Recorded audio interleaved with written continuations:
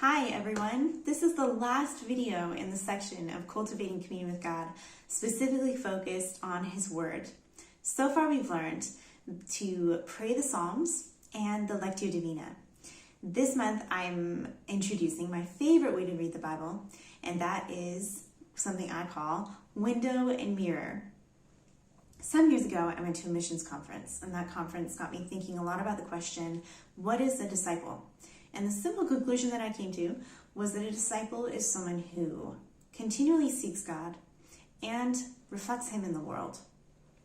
I'm going to say something that I think sometimes we forget.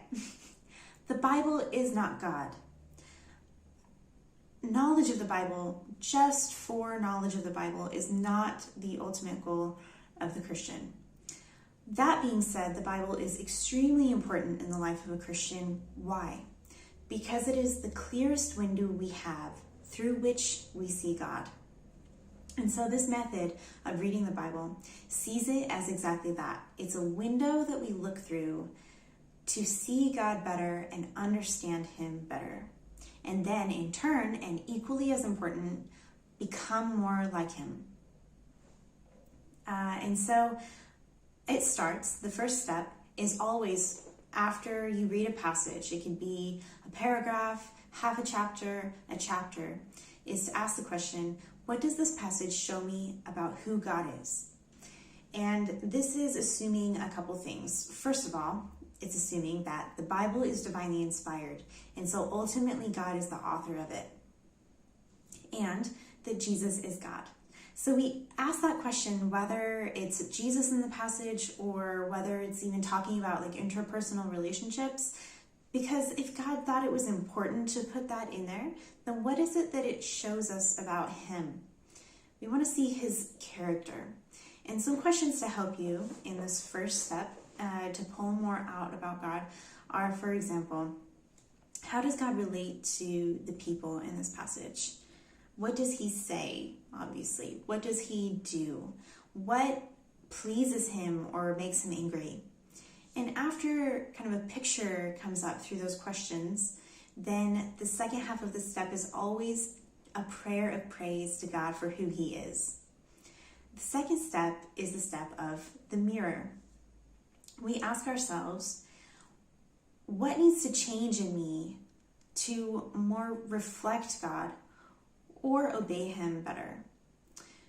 We look at ourselves in the mirror and we ask ourselves, how can I see more of the image of my Creator in this reflection? Or a response to the things that He expressed are important. So it can be like, depending on the passage, attributes of His that we're to emulate, or a response, because some of the things, it's like God's ultimate sovereignty and holiness. Well, He wants us to be holy like He is. Just saying. But like there are some things of God that we can't be. But how can we, what needs to change in us to better respond to those things? And then the second half of this step is always a prayer to God for Him to bring that change about, because we are helpless to change ourselves in the long run.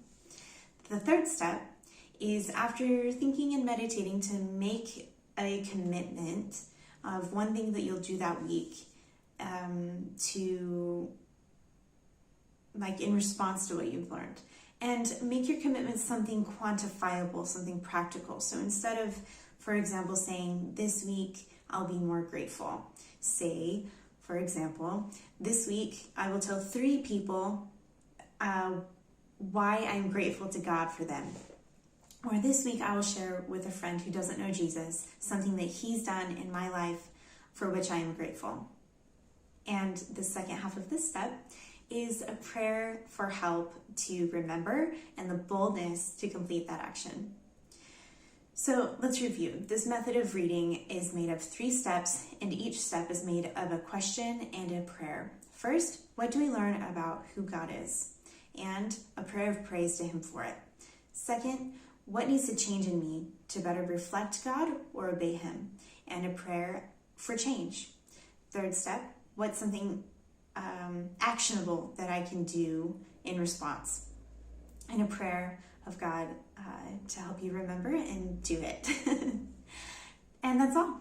And I would actually not encourage you to do window and mirror every day, because we're looking for transformation and not just information. And I think that if we're constantly, like every single day, moving on to the next thing, then eventually I suspect that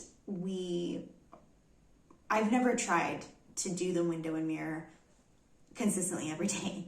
But, we're looking to like live out our faith and respond to his word and meditate on his word. And so I think that eventually we would just kind of like leave that third step, because it would be a lot to try to accomplish.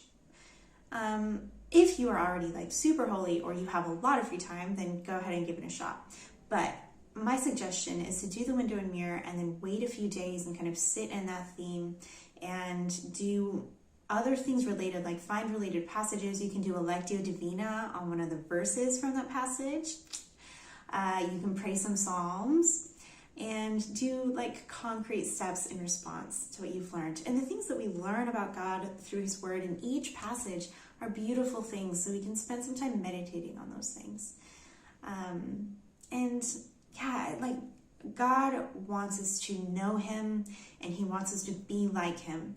And he works in a lot of different ways in our lives to bring that about. And I hope that this method of reading can be one of those ways for you. My challenge is to experiment with with window and mirror on James 2 verse 1 through 7. I always like to use as examples. I was going to do it with you, but I thought that would make my video really long. And you can do it really fast, but to be the most impactful, I shared in a previous video, I always like to write while I'm doing these things because I pull more out of it. You can do it super fast, but I think that it's another one of those things that to get the most out of it, should take like 15, 20 minutes. But my challenge is to do James 2, 1 through 7, because it's not I like to use passages that are not just like the most obvious ones. So go ahead and do it. And then if you have any response or comments, then I would love to hear those. God bless. And I will see you next month when we start cultivating communion with God in his temple. And I'm super excited. All right. Bye-bye.